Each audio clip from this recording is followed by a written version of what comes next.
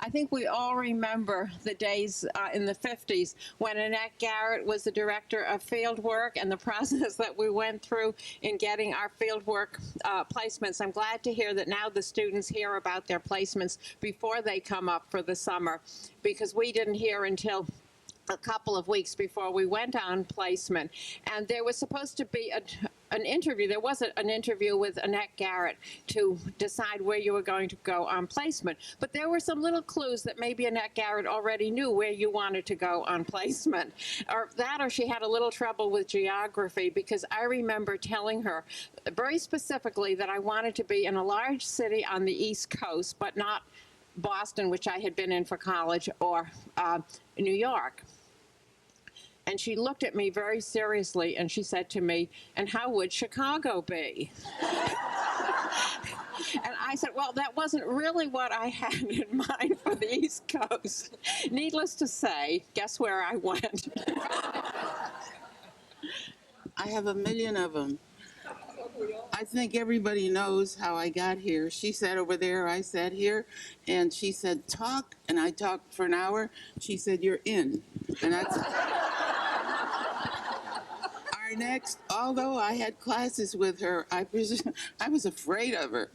And I would be, as polite as possible, but I really was afraid. It never got picked up, and I'm glad. I wouldn't have known what to do. I would have left school, I think.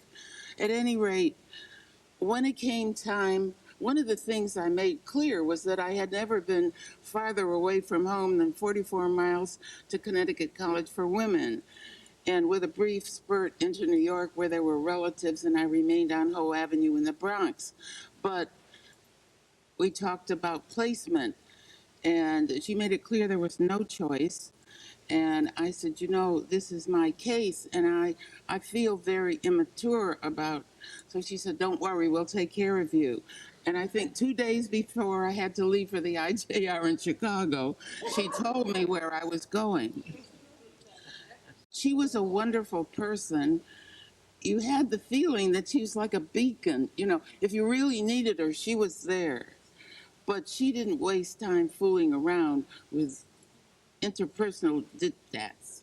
I was one of the people that wasn't intimidated by Annette Garrett. I was married when I came to Smith, and so she promised me that I would go to Boston, and she followed through. Every morning, I was one of those early birds that get up, and she was an early bird, so we had breakfast every morning. It seemed rather discourteous to go to another table when she was the only one in the dining room.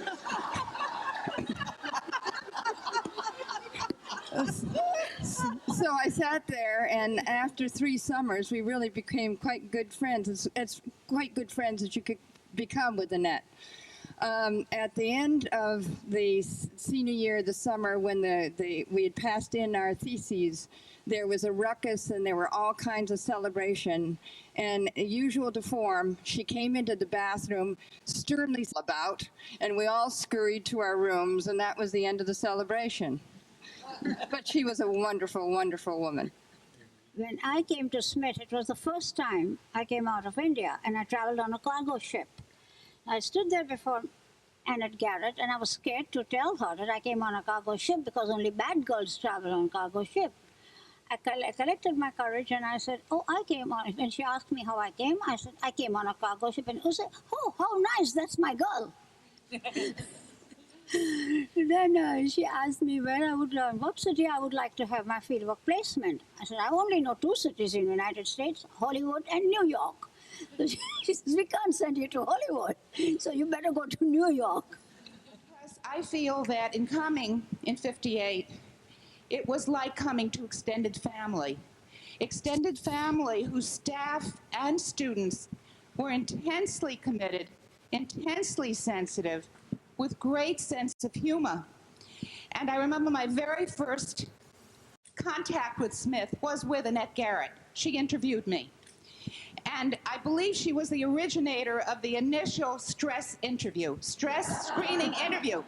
And here I was, this gal from New York, who came up here because my advisor, one of the people I worked with as intake secretary for the Jewish Board of Guardians, Florence Fisher, had determined that upon graduation from evening college at Brooklyn College, I was going to attend Smith School of Social Work. I was interested primarily in law school.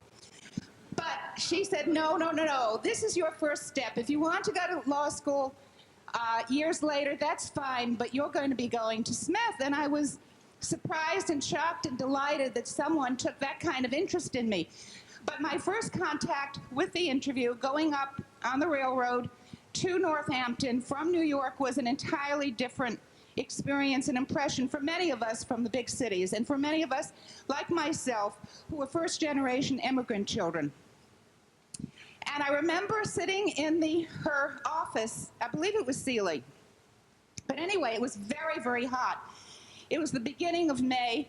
It was a very hot, humid day. The windows were closed. She was looking at me staunchly without saying a thing except asking me this barrage of questions, not at all trying to make me comfortable. And I remember feeling, after about a half hour of this, very tense. And I said to her, Miss Garrett, do you mind if you open up the windows? It really is uncomfortable in here. And she burst out laughing.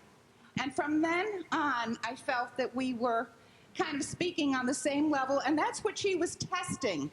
She was trying to make it as difficult for me as possible.